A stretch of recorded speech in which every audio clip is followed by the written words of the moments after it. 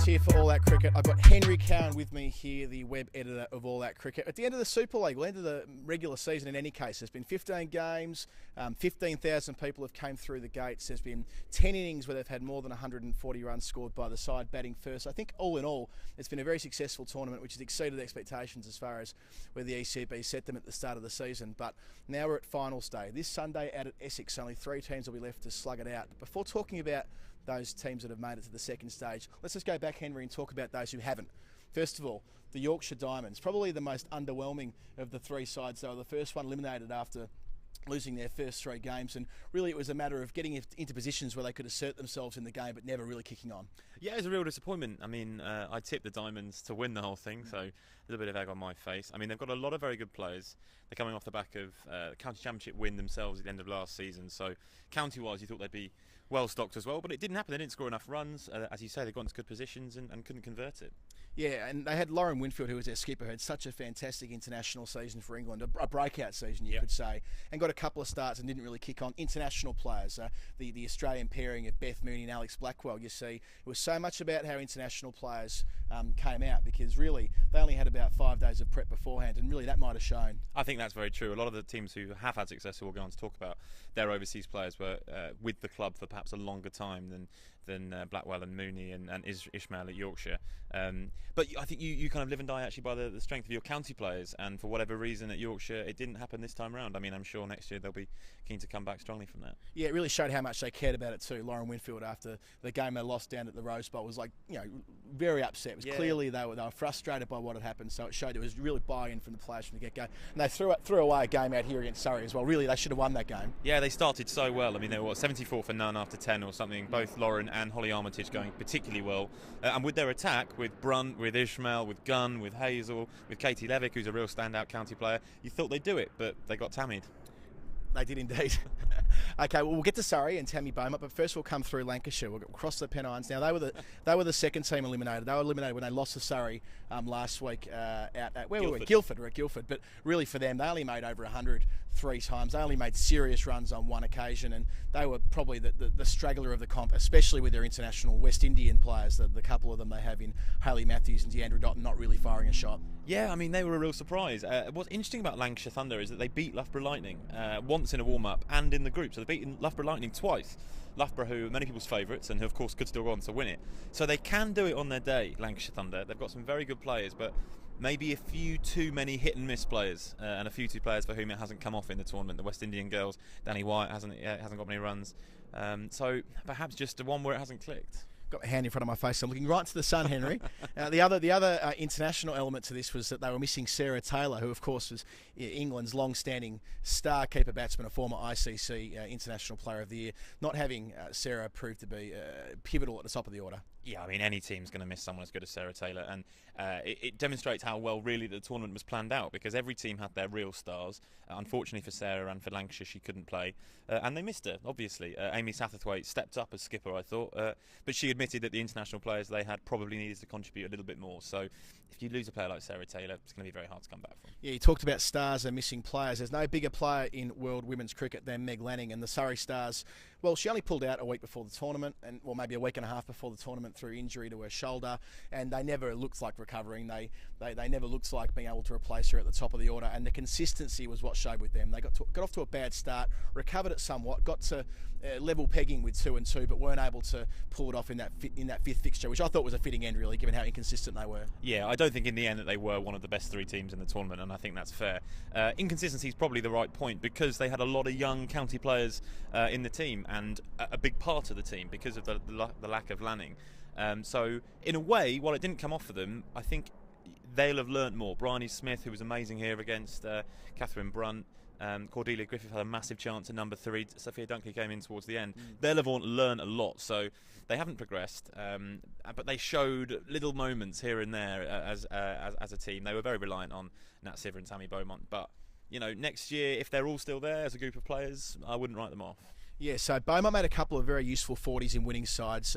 Nat Siver made a dominant 90 or 45 balls, which again illustrated her strength, albeit in a losing side, you see, so they couldn't quite get over the line. But Alex Hartley is the one I want to ask you about as well. Alex took 8 wickets for the tournament, bowled consistently and routinely took wickets in the middle overs. Could that be the role she ultimately plays for England, a middle over stopper? Well, the only interesting thing about Alex Hartley in England, when you come to think about it, is the absolute number of spinners that Mark Robinson has at his disposal, because another huge plus of this tournament has been Eccleston at Lancashire, who's looked like a hell of a player. Obviously, they both came into the England team at the same time. Is there room for both of them, as well as Danny Hazel? I'm not sure, and there's others there as well, of course. Alex Hartley, though, every time I saw her, I think I saw the stars on 3 occasions. She comes on, she keeps it tight, she gives it a lot of air, but the batters can't get her away. I think she's a real find, and she looked probably the best bowler consistently. No, she's done very well, and the tournament is for players like that really to progress. So, yeah, one to carry on watching, definitely. So they're the 3 teams out, the Yorkshire Diamonds, the Lancashire Thunder and the Surrey Stars. I'm going to get out of the sun so I can see Henry's face, and we'll continue with the 3 teams that are in the finals on Sunday.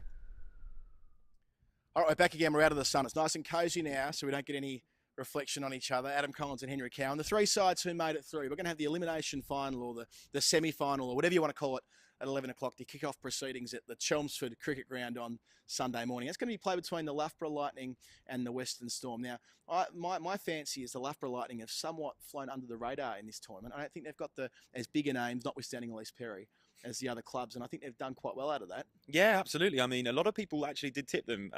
Certainly on our website before the tournament started, the Lightning were a team people backed. They've got a lot of very talented players, but I think you agree they don't have a Stephanie Taylor. They do have a Lees. It's tricky. Everyone's got some very good players. I watched them beat Surrey at Hazelgrave last week, and Dana Van Niekerk was just out of this world. They're both very, very good sides. I think Loughborough they're very young, Loughborough as a side, and I think that kind of works with and against them, depending on the match circumstance. Yeah, let's stay with Loughborough. I think their most impressive win was the one against the Western Storm at Loughborough University a couple of Fridays ago, which I was there for all that cricket. And that was an excellent in Amy Jones and Eve Jones. Now, I think they're 2 quality young players. And in Amy Jones' case, she played with great poise and composure and real stroke play, an opportunity she didn't necessarily get for England during the summer with the bat. So it shows they've got a bit of depth there. And as you say, it's kind of young depth as well, isn't it? Absolutely. And Amy Jones is a good player to point out, as well as Eve Jones. But there was also Paige Schofield, who nearly got them over the line against Lancashire Thunder with a ridiculous innings from number 9. Thea Brooks was involved in that partnership as well. Another county player coming good, which is great for the tournament. It is young players, and they're marshalled by a young captain in Georgia Elwes, who's not very old herself. So that inexperience, maybe that's what cost them against Thunder. I wasn't at that game, but not sure. I reckon when you think about what sides have got going for them and against them on finals day, they're the youngest team. So will that mean they'll be the freshest, the most energetic, or will they be the most daunted by the experience? Hard to know. Well, they have got a big game player in Elise Perry and Dana Van Niekerk as well. You mentioned she made 91 off 63 balls and took 2 wickets and knocked over Tammy Beaumont with a direct hit run out in the works in that victory, that crucial victory last Friday. But Elise Perry's got a habit of turning it on in the biggest possible stage, or on the biggest stages. She's done that for Australia routinely. So you could never write off the Loughborough Lightning, even though they might come into this as perhaps the 3rd favourite of the 3 teams on finals day. I think there's some show. Would you agree with that? The seedings wise, would you say it's 1, 2, 3 as simple as that? With the Southern Vipers out there as first qualification, second most likely the Storm, and the third most likely the Lightning, or would you have the other 2 around the other way? I think we have to agree the Vipers are favourites, so we'll talk about them in a minute. But I just fancy the Lightning maybe to pip Storm in the semi, so I'd maybe just go 2-3 and the other way around from you. But it's impossible to call, really, isn't it? I mean, who knows? The Lightning have displayed that they can either turn up and beat anyone on their day or have a bit of an off day, so I'm not sure. Now, I do fancy the Storm, actually, notwithstanding the fact that they have qualified second. They've got the most dynamic match winner in this tournament so far, Stephanie Taylor. So she made a pair of 75 odds to win 2 games, especially the one against Surrey when they were coming from about 11 and over required. And then last week as well, she pulled it off in similar circumstances. Stephanie Taylor is also taking 8 wickets for the tournament, leads the runs. So I think when you've got a player as dynamic as that at the top of the list, and you also have the international captaincy for her for the West Indies, so she's led on a huge stage in India earlier this year. Yeah. Heather Knight, who's going from strength to strength as an international cricketer, and likewise at domestic level, captaining that side, and England's vice-captain in Anya Shrubstyle. Yeah. I think they're top-heavy for leaders, and I think that it could be something that could be really in their corner in a finals day sort of environment, especially if they sell the joint out and there's a bit more pressure. A couple of other names there. Freya Davis has been opening the bowling, and she's one of those 10 county names that's really stood out. I mean, she's England Academy as well, of course, but she's done very, very well. And Georgia Hennessy is someone else who has come into this team and done very, very well. So they've got a lot of experience. They've also got those youngsters. It's great to see them doing well.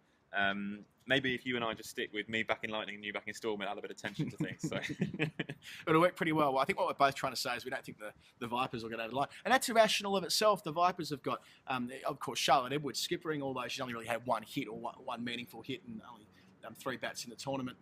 But Susie Bates keeps making runs at the top. Now, that's the main thing for them. If those two, as 2 international skippers, Charlotte having just retired and Susie is the reigning Wisden Cricketer of the Year, if those two can get going at the top of the order, they'll be very hard to catch. Yeah, and then there's also Aaron Brindle. I mean, Susie Bates is possibly pound for pound the best player in women's cricket. Yep. And she's delivered unbelievably in this tournament. She's one of those players who we talked about having come into the county team, having come into Kent and the Vipers earlier than perhaps some of the other overseas players. So there's a real community apparently at Vipers. And they've really, really come together. Those overseas players were ingratiated in very early on. They got adapted to English systems, conditions. So the Vipers are a big team to beat. And we want to talk about experience. Obviously, they're now the mum's army, so they've got experience in spades.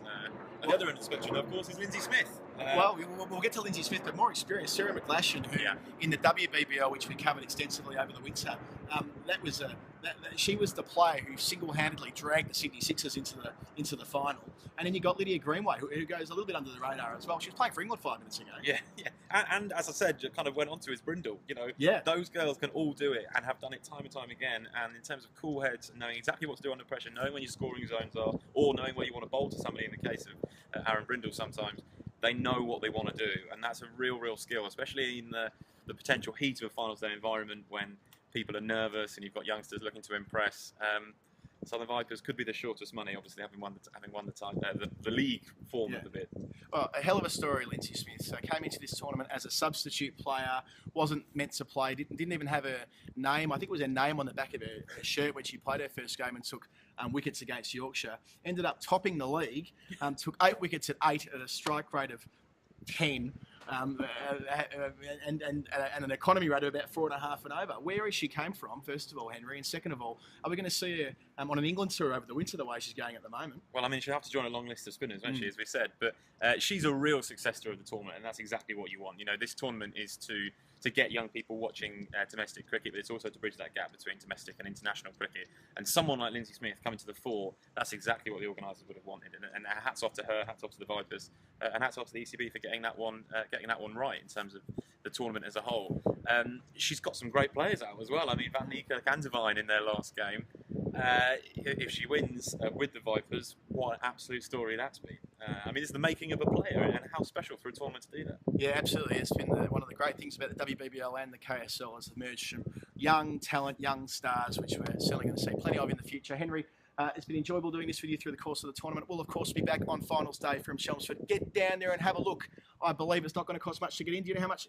Sod all. No. Go down there. Certainly not too much. It's 29 minutes from Stratford. Jump on the train. Not everyone's in London. If you are in London, 29 minutes. If you're not, then get down anyway and move on from Liverpool Street. In any event, it's not far to get there. It's close to London. It's not much to get in. 2 games of high-quality domestic cricket. It's effectively an international showcase. That many international superstars on show. You'll see the finale of what's been a very successful Kia Super League. Adam Collins and Henry Cowen signing off from here at the beautiful Oval, and we'll see you on Sunday from Essex.